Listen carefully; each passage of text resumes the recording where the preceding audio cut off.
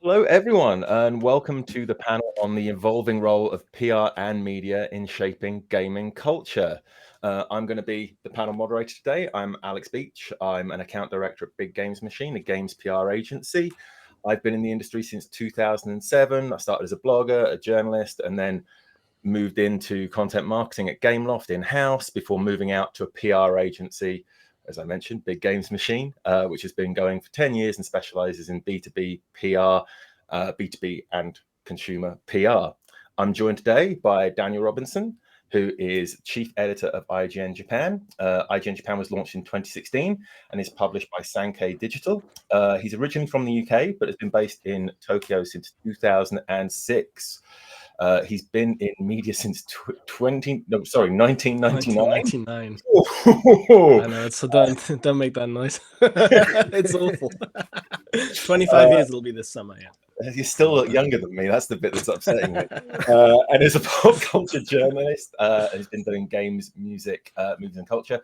IGN Japan itself is a Japanese language site, obviously, but they also create English language coverage of Japanese games for IGN Global. Daniel, you've already said hello, but if you want to do that as well. Hi, everybody. Yeah, nice to see all of you today. Well, when I was preparing this, I didn't realize we'd all have our names under each other, so I'll just get you to say hello when we do this as well. I'm also joined by Valentín Ramos. He is PR and social media manager at FunPlus, which is based in Barcelona, and he previously worked for Electronics Arts Iberia in local PR. FunPlus is described, according to Valentín himself, so I feel like I'm okay on this one, as a global creator of interactive entertainment experiences powered by technology with cross-platform game development and IP creation at its core. Essentially, they're best known for producing hit games such as State of Survival, and they also have in development upcoming titles for later this year from IPs as like DC Dark Legion and Foundation Galactic Frontier. FunPlus was founded in 2010, not 1910, which would have been an interesting mistake to make, and has offices in 10 cities across 6 countries with more than 2,000 employees worldwide. Most of your games are developed in China, but most of your operations are run out of Barcelona and Switzerland with an Western market focus. Is that correct, Brandon? Is that correct? Thank you very much for having me. Yeah, like looking forward to talk with you guys, and yeah, like you did perfect with introduction of FunPlus, especially if someone wasn't really familiar with FunPlus. I think they hold the whole picture now, so really nice. Thank you very much for that. Literally couldn't have done it without you. Thank you very much. Thank you. And finally, we're joined by Chris Scullion. He's a Scottish Games journalist, currently the features editor of Video Games Chronicle, or VGC, as I think most people actually know it, strangely. Yeah. We live in a world of acronyms. He first started in 2006 when he became a staff writer on the official Nintendo magazine, and he's written for numerous other UK and US publications over, what is that now, 18 years? Yeah, sadly. Yeah. You've done the main 3 over the course of that time, as you put it, full-time with magazines, full-time with websites, and full-time freelance. Yeah. He's also an author of a series of video game encyclopedias covering every game released for each system on the NES, SNES, Mega Drive, N64, Dreamcast, and Game Boy, which is coming later this year. Is that correct? Yeah, in September, yeah. Excellent. So yeah, thanks for having me. I'm interested to talk about the world of media and PR and how we often clash and get along.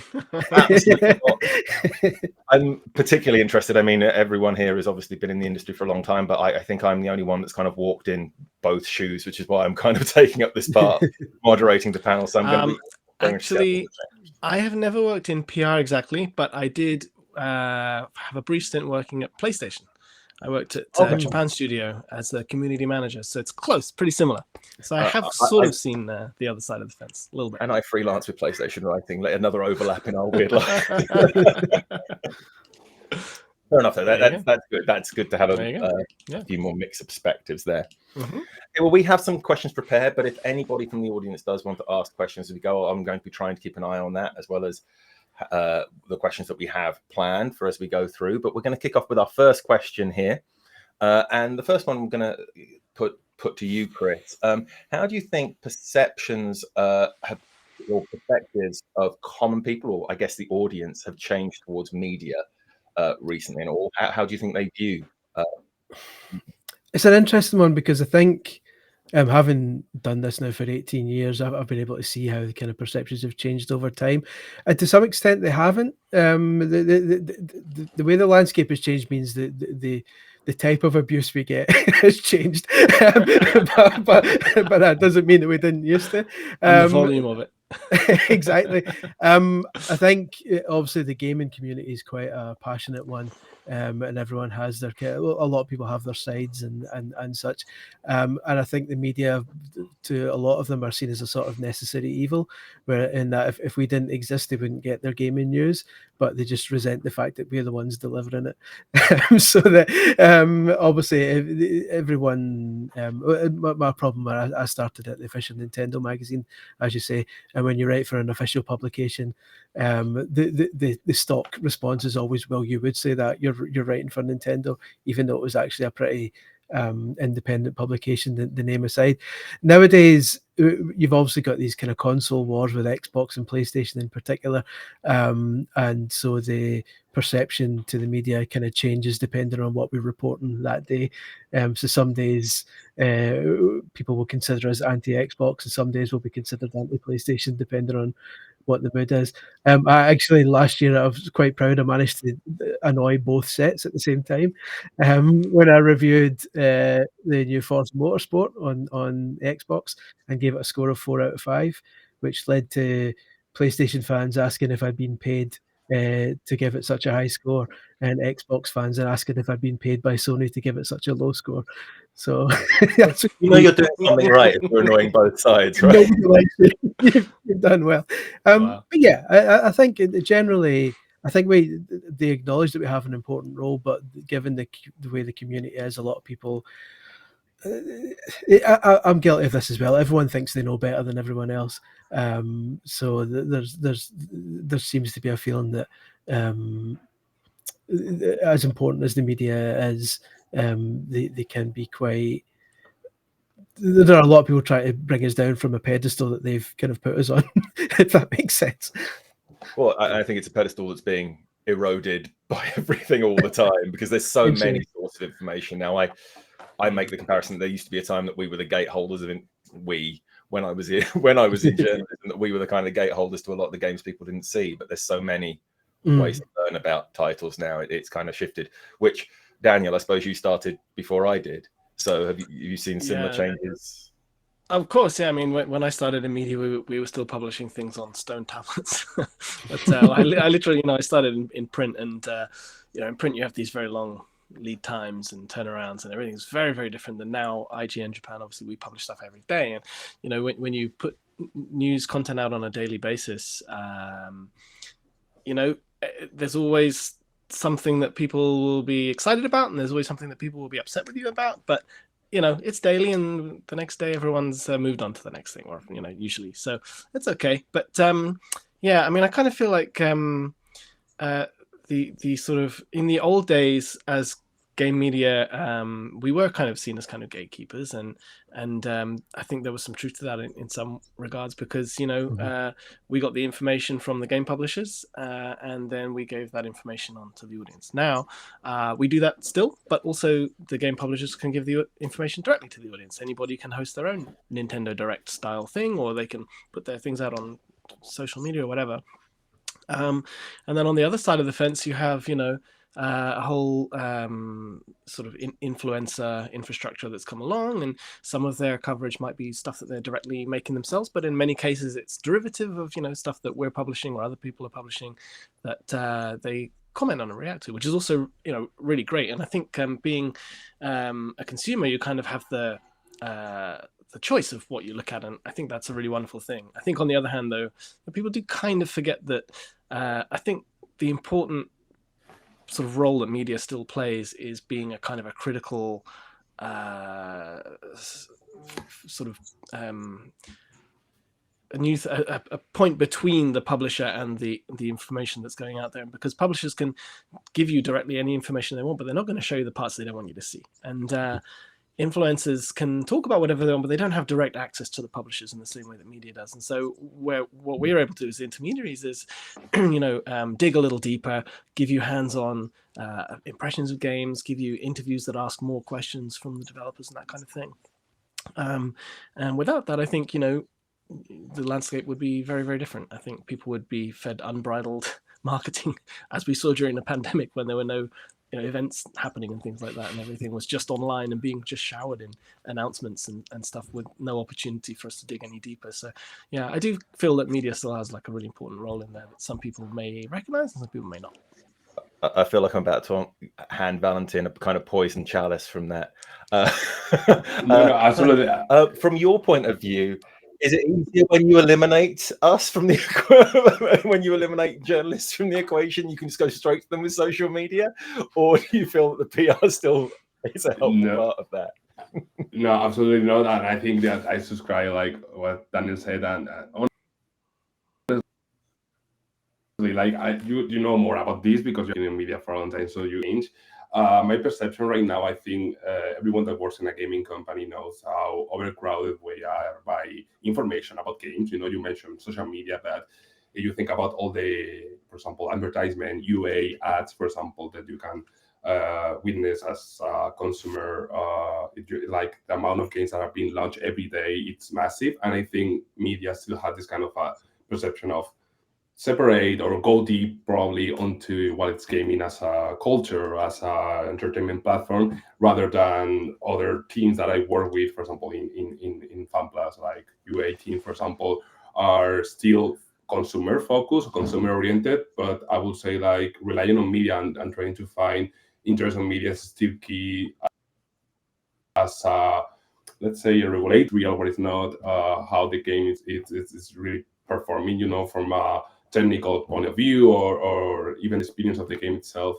You still need media to kind of like put your mark on that, you know, like, and it can be through reviews, for example, and it can be around, you know, as you mentioned, interviews, behind the scene content, all these kind of things that you will never find it unless you are in contact directly with the you know, the company itself. So yeah, I think it's still key, and I think people know that, and when they have their favorite games, normally they rely on media to know, spur those articles and sections that are going to be interested in the publication, for example.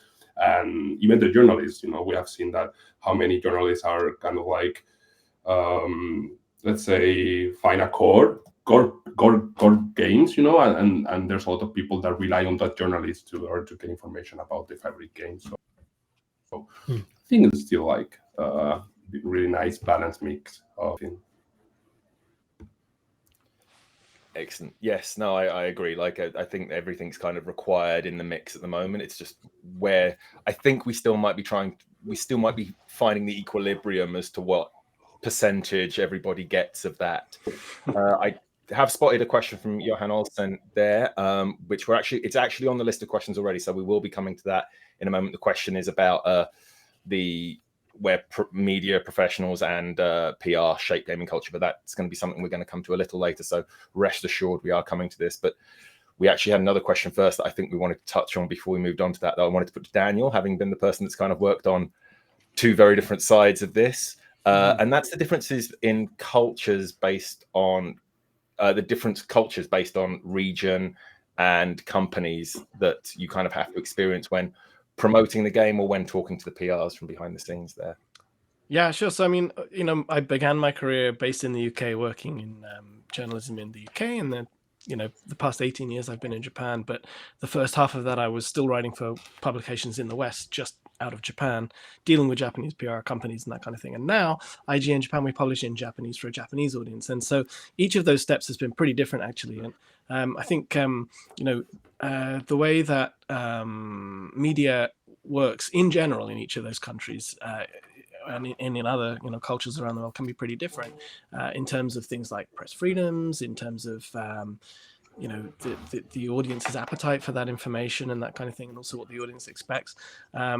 For example, when we launched IGN Japan in 2016, and this was the first time for us to translate a lot of content from the US site into Japanese. That's kind of right now half our content is translated from the US site and half its original content. But at the beginning, we really focused on translating stuff from the US site. And we would put out reviews of games with a score at the end, like a long form review in lots of detail with a score. And in the West, perfectly normal thing to do. In Japan, very, very rare and unusual. Famitsu gives the cross review, which is like a short précis of the opinions of 4 different writers with a score at the end. But in terms of having like a very, very in-depth review with a full score at the end, I think we're pretty much the only ones that do it. And not only that, but it's very common in Japan that in general, in media in general, to not really give very strong negative opinions on things and to sort of talk around it a little bit. Whereas IGN is very straight. And we kind of, we write from the perspective of the audience. And so when we started putting out reviews that were giving honest opinions of IGN writers, but putting it out in Japanese and being sometimes complimentary, but sometimes not, we very quickly found at the beginning that we were expecting to get some, complaints from the game companies, but what we didn't expect was we started getting complaints from the readers, because actually people were not used to seeing that. And it felt like we were being exceptionally abrasive, or, and people used to call us karakuchi, which means sort of spicy, I guess, or, sharp-tongued. And, it took a little while to sort of train the audience as well as the sort of wider game company and our partners over here of our way of doing things, and which isn't to say one is right and one is wrong, but this is the way that we do it, and this is what we see as the benefits of it. And now, of course, we have a very engaged audience, and they are pleased to see somebody giving all kinds of different opinions and honest opinions in their writing. But it took some time to overcome that, and I think in some other cultures, for example, I was in India a few months ago for the IGDC, and seeing the way that game media appear to be handled there and stuff, it's very different because it's a younger market, it's less mature, and so everyone's still kind of learning as they go. And so I think each different culture definitely handles this stuff differently. And then in terms of the relationship between media and PR, also very different ways of working together. Absolutely, yes. We find that a lot with clients when we're dealing with Chinese or Asian clients. It's far more of a very different vibe as to how they approach media, what they expect from media, and the kind of how verbatim press releases will be relayed to the audience outside of that. Valentín, just interestingly, because obviously FunPlus kind of work more with Asian produced titles, moving them for a Western audience. Do you find that development process causes does that impact the way you present them to the Western audience when you're bringing those games over? Yeah, I think it's a cultural fusion between both of them. I think it's kind of like enriched somehow. It's a big learning. I think I've been working with FunPlus for 2 years, and I saw a really US focused company as a literally to China. It's like a big switch and a big learning for me. And I think from a personal point of view, you can imagine that it's really, really enriching and just to know how these people work and how different is, your perception of working from the Western office, like in Barcelona, or a Western company like EA from China. And then, I will say that it enriched somehow. It's like a big learning also for them, especially because there's a lot of things when it comes to China. There's a lot of things that you need to take into account, especially when it comes to regulation and laws, and basically the way you develop information there is way different from Europe. And sometimes you need to, let's say, explain a little bit, do some kind of like teaching to them about how it's gonna be, how do you do PR on the Western, and how do you approach the media. Like, for example, the control of information, the way that in the Western like media, it's kind of like more free to say and to share perception of what you are, at the same time that probably China is more commercial focused rather than in the US, for example. We had to convince and to explain to people in China what it's earn on a coverage, for example, how we can manage to earn some piece of on content on media. And I think it's been both learning from both sides, but I will say it enriched a little bit, like a lot the product and the way we communicate about them. Yeah, I think we describe it. We often just strong culture in development. No, sorry, you dropped off for a second then, Valentin, and I was I think I've seen similar things. We describe it as a bit more transactional, taking games to China when we're going in that direction, and often informing clients that there is obviously paid opportunities in the West, but the majority of the time we're looking for organic coverage that's earned off the quality of the game. I think a very big part of it really is sort of managing expectations, and when you're dealing with kind of cross-cultural stuff. I mean, for us, we have IGN teams all around the world, and everybody works in a slightly different way. And managing the expectations of each team, each editorial team, and also of the PRs in each different country and the game publishers in each different country, just making sure that everyone knows what to expect. Then it tends to go quite smoothly. And I think there are definitely advantages to the way, for example, that things work here in Japan and similar to China as well, where there is a kind of a closer relationship.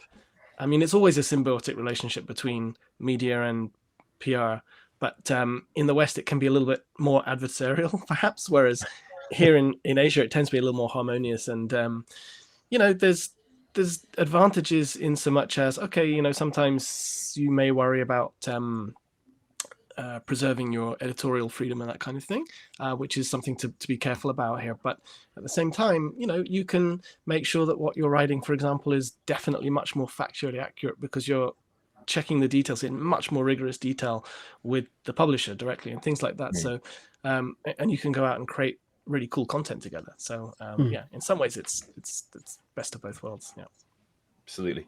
Just to let everybody know that we are seeing the questions coming in and we are going to come to them, but I've got a few more that I want to get through before we do, just because I think they're important things to touch on.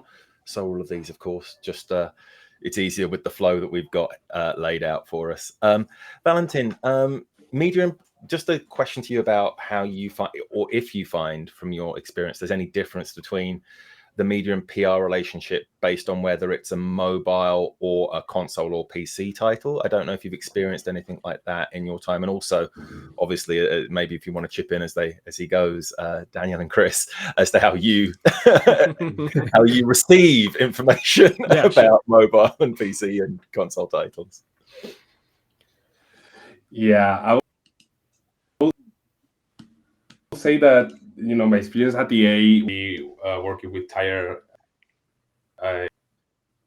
AAA games and console games, the ABCD of PR, you get the teaser, you got like these, it's just like a very, very structured, and you can see like once you have like a new FIFA, for example, and what's going to be the roadmap of that title. I think mobile games are a bit more like, it has this kind of surprise factor sometimes that you can try to take advantage of if the product is really like unique, for example.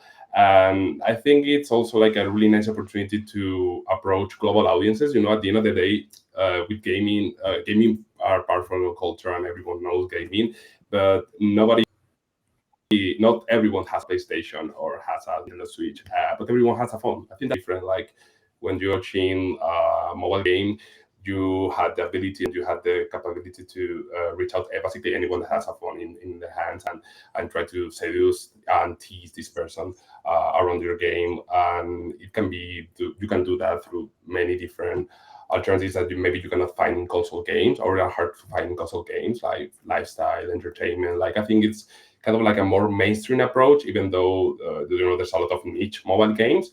But I think what really is interesting about mobile is that you are approaching really to global audiences that has a chance to download your game and to play your game just like entering in their phone. While still console publication and so on are kind of like more niche, and probably you need to rely a lot probably on gaming media. But for sure you have more information about this. You know more about this. Well, no, it's interesting you say that, because I'm now going to put this to Daniel and Chris, because with that in mind, why do you never write about the mobile games I send you? I'll let Chris go first. The balloons came out. He asked the golden question. It's like the balloons. It's the one thing that always frustrates me about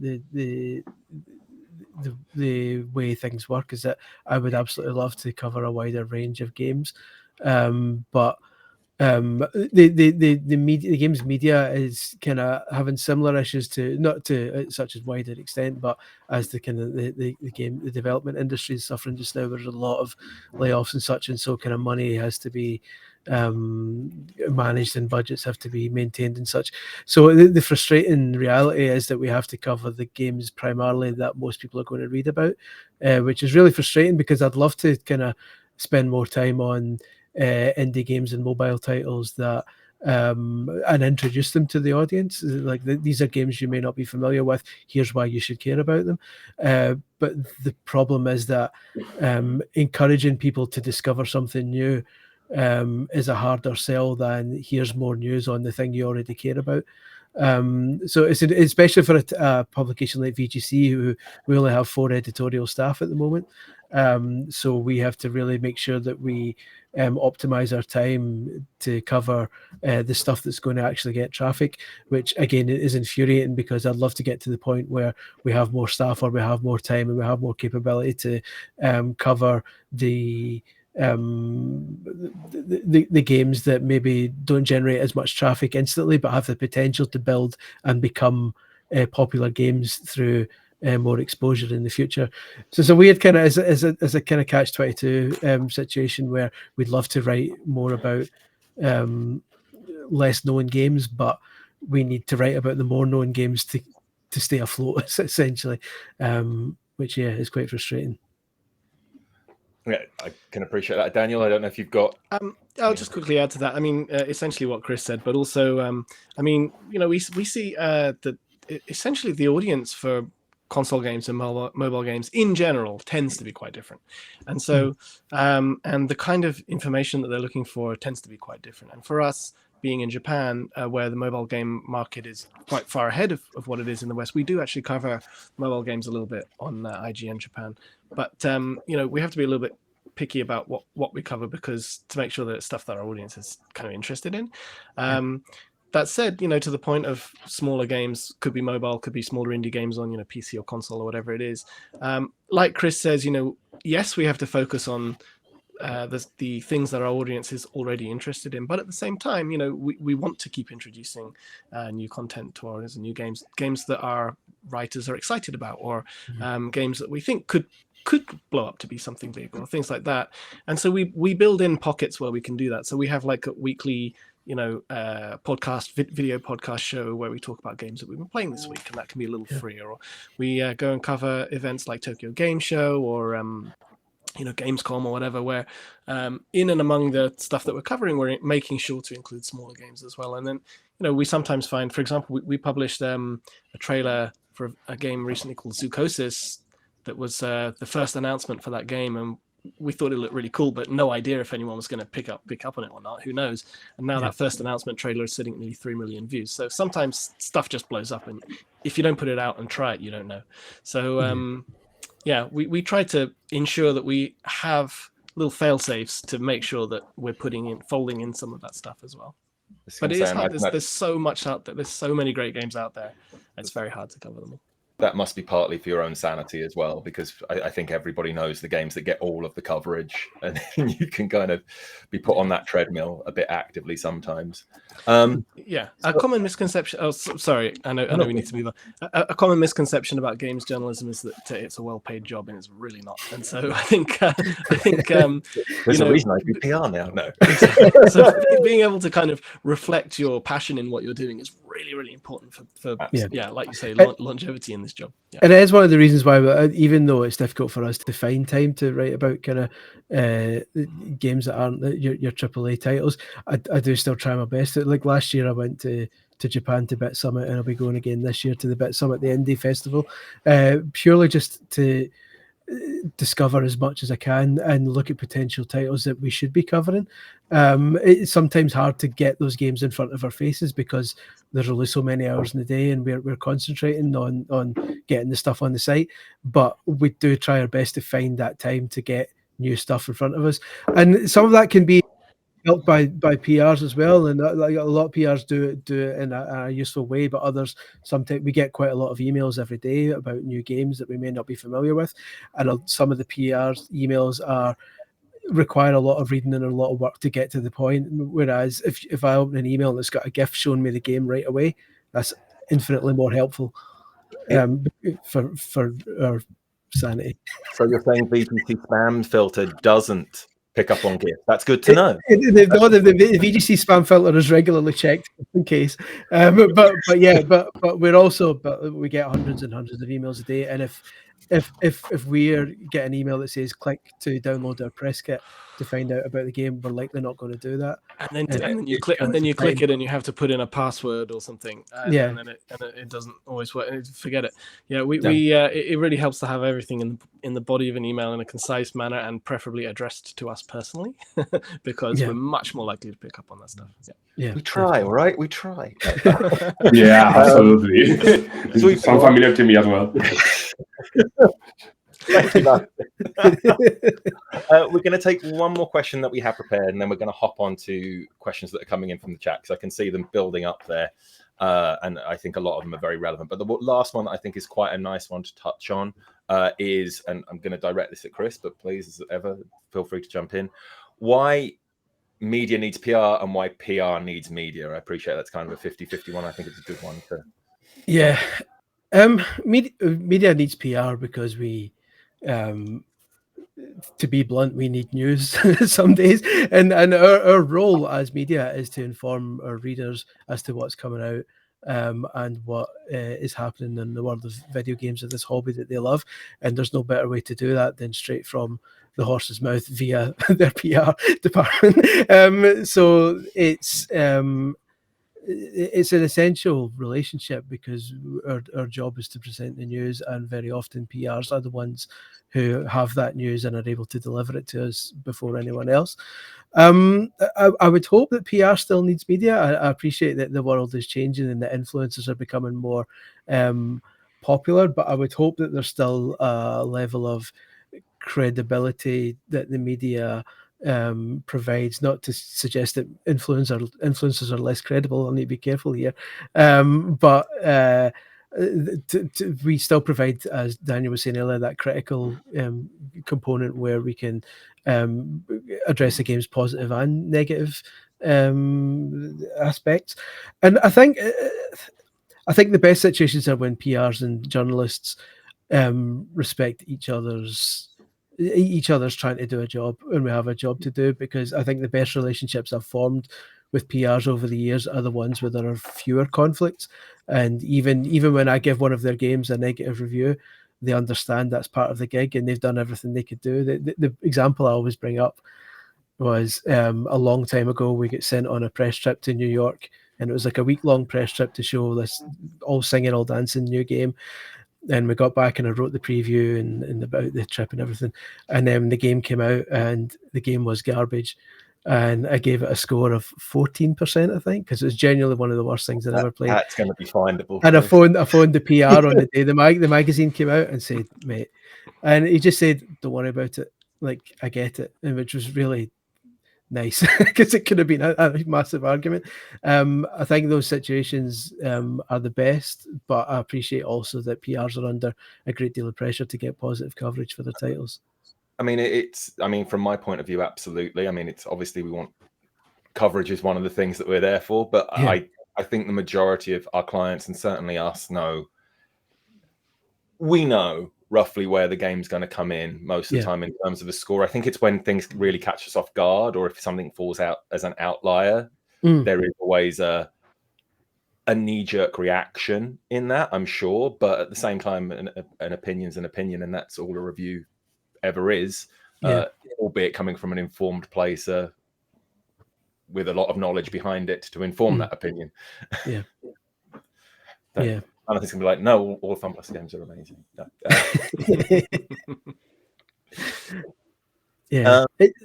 It's a tricky balance. And sorry, my connection is really bad. I'm not sure if I'm here. So I subscribe 100% what you mentioned about, it's a chance to, get the review from the public, but also from the media expertise.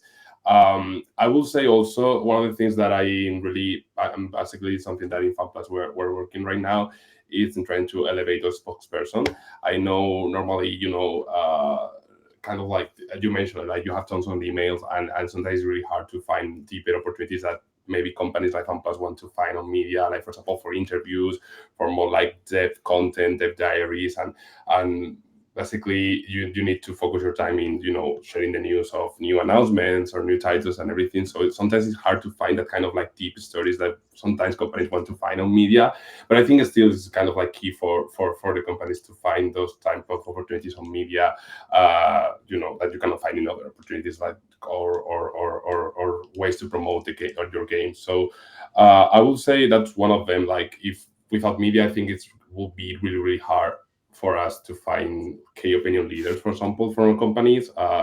We can do that at events or places like these, like GamingonPhone Conference. But I think media still have a lot of importance from the companies to find these kind of deep opportunities that are more corporate, maybe, rather than just sharing information about the games or reviews. But I think those are still important for a PR department and for any gaming company, I think.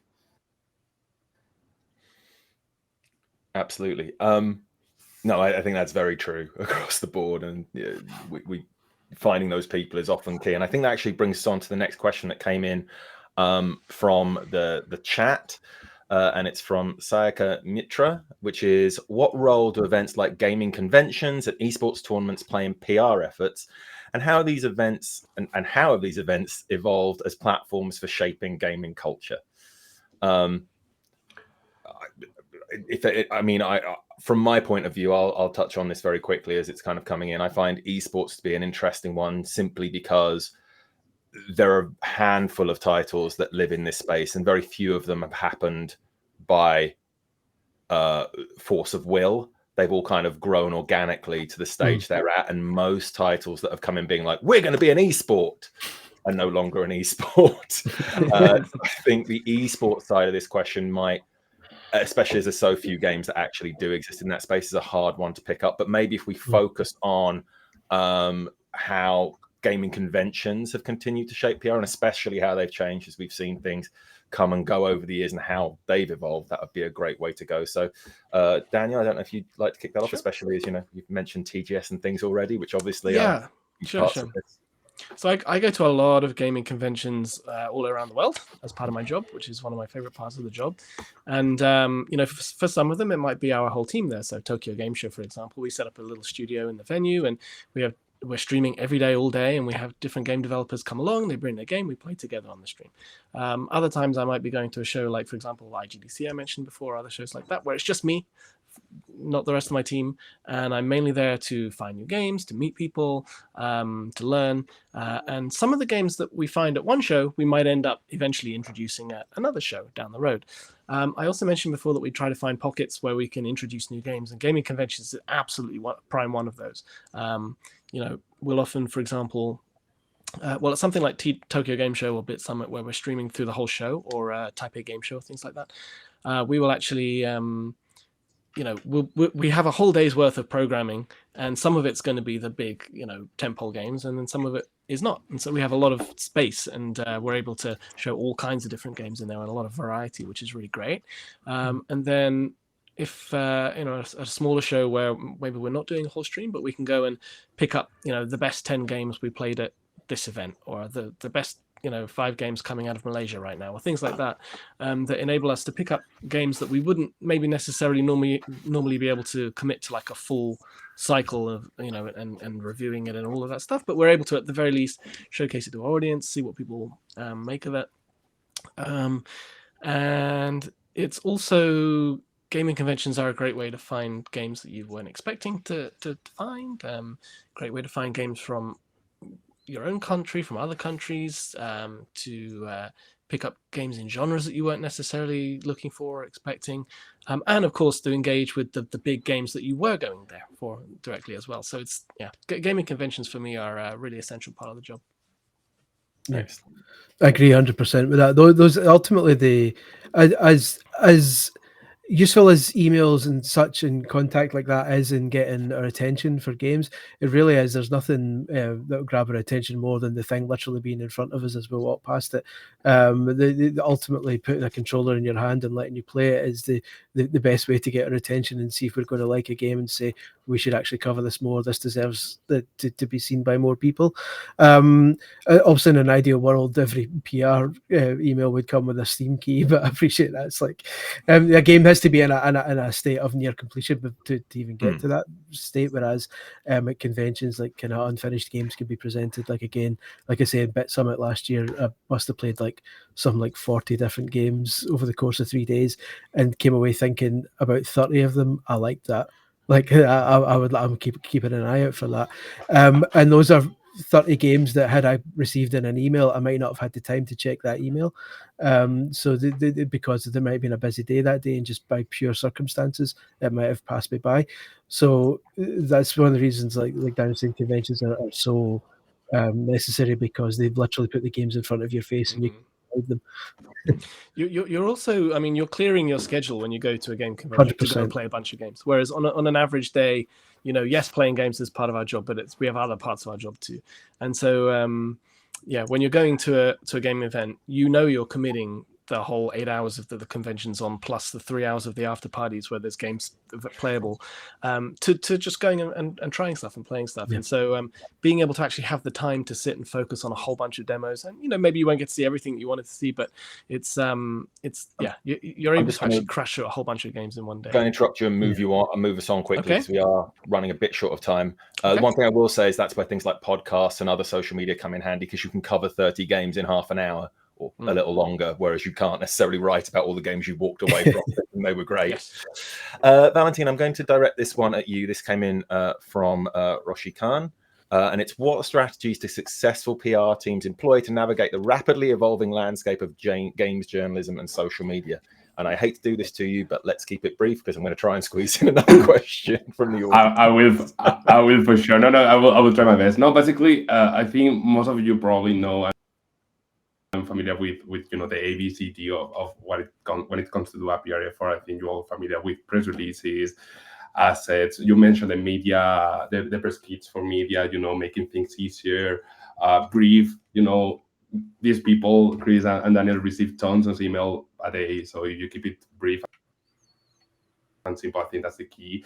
I think of all this, I think that's also like key when it comes to trying to find opportunities with media, just having like a compelling game is, the message that you want to place on media. I think it's also really important. I think also like nice, and I should be the one saying this and defending this, is try to do like a risk assessment, because, Daniel and Chris are going to do like their really nice job on going deep on the details, and they need to be prepared for that. So I think that's also key for, your PR strategy when it comes for a game.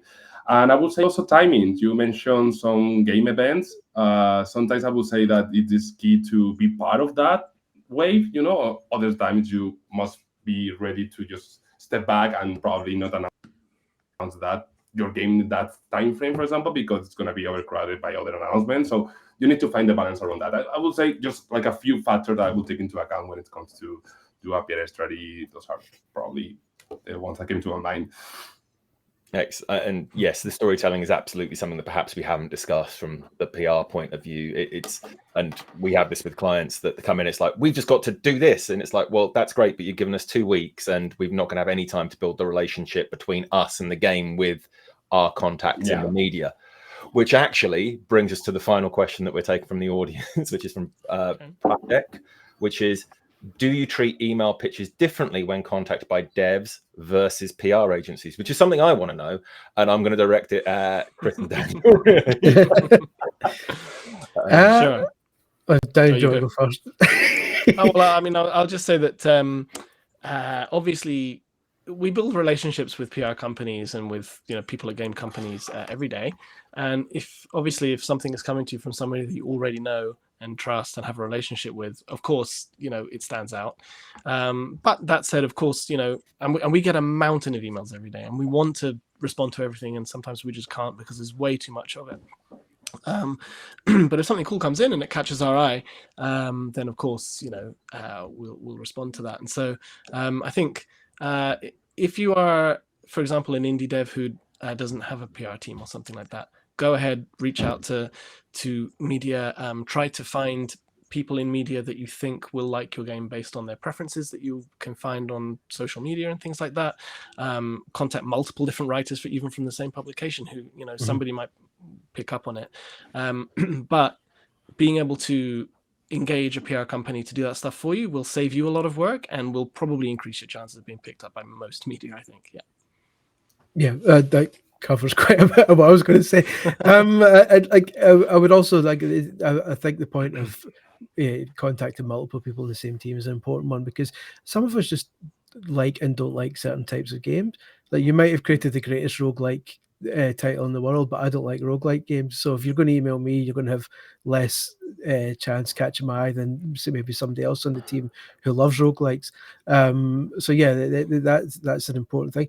I think in terms of the actual question, I don't differentiate between PRs and independent developers, other than, like Daniel says, if I know a PR and a PR gets in touch with me and says, you may want to take a look at this one, I'll give it my attention because I trust their judgment.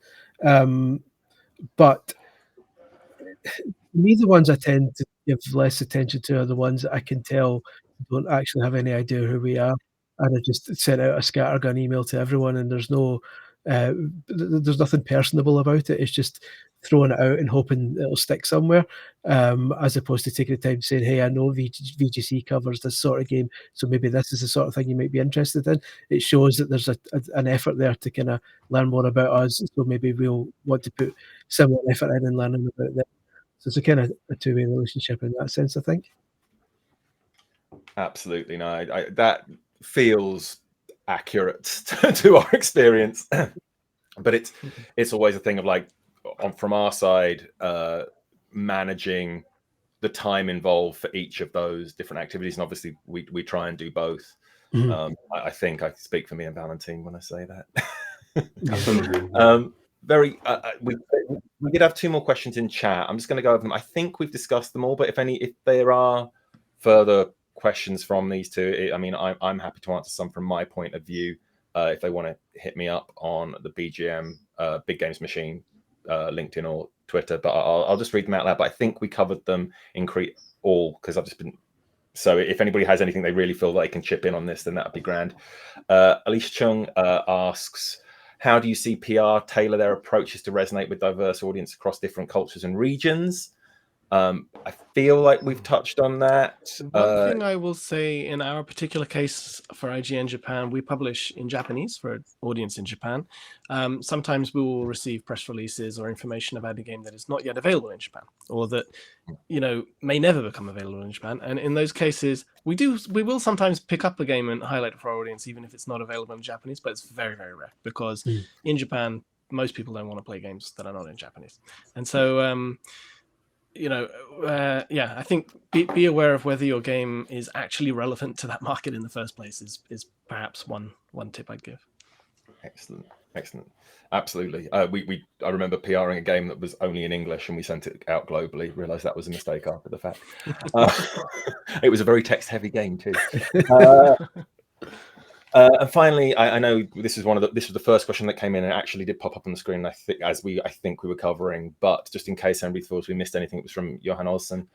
Can you discuss the relationship between PR professionals and media outlets in shaping gaming culture, particularly in light of emerging digital platforms and influencers? Now, I think we touched on that in honesty, but if anybody thinks we missed anything, No. that feels like a no. I mean, I think I think the emergence of influencers, in many ways, for us as media, they are our rivals, because they're we're competing for the attention of the same audience. But in many ways, it's a complementary medium, and I listen to all and watch all kinds of streamers and things that I like as well. I think that from the audience perspective, it's great to be able to have different options to get your information from.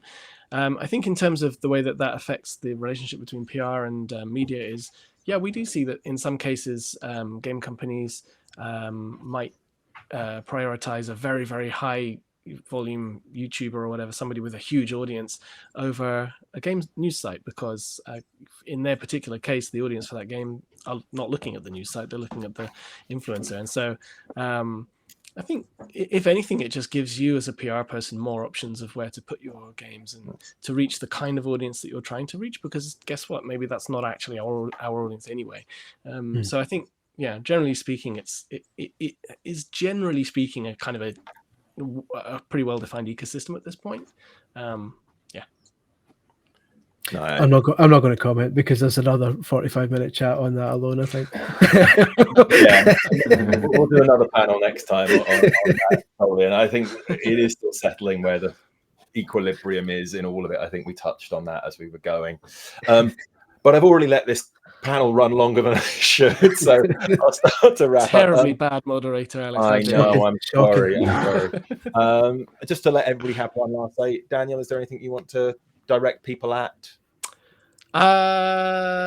No. So I think my Twitter handle is on the screen. You're more than welcome to. I used to have my DMs open. Can't do that anymore. So you're more than welcome to find me on there, or through LinkedIn or whatever, or find my email address if you want to follow up on for any more information. And as we've covered, I get a lot of emails, but I will do my best to get back to people. Yeah. Oh, yes, that brings me to my pitch at the end as well. Valentín, is there anything? The same, like, plug before we leave. No, just the same. Like, if there's anyone that needs some PR advice, tips, or and I can help anyway, you can reach out to me as well in LinkedIn. Also, stay tuned for FunPlus. It's gonna be like a long year. Like, probably you're gonna hear about FunPlus, especially as you mentioned, Alex. We have some really huge IPs coming in our portfolio of games, so stay tuned for that as well. But like, as I said, like, reach out to me on LinkedIn in case you have any question or whatever related to PR. I can be your guy. Ooh, so can I. All right.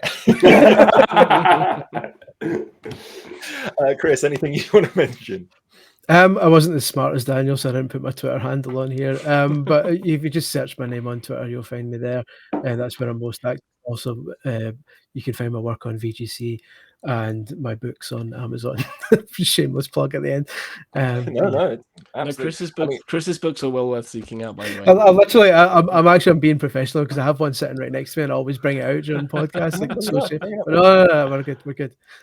And I will very quickly plug Big Games Machine. Our website does have a lot of information if you are an indie developer and do want to PR your own game. We also have a podcast on games PR, and we run a game journalist survey each year that give you some of the insights as to just how many email Chris and Daniel are getting every day from people like me, and why they might not respond to every email you get. But thank you very much for joining me today, everybody. Really informative panel. Hope the audience enjoyed it too and found it helpful and informative, and I hope they haven't all left, because we're already 8 minutes over time.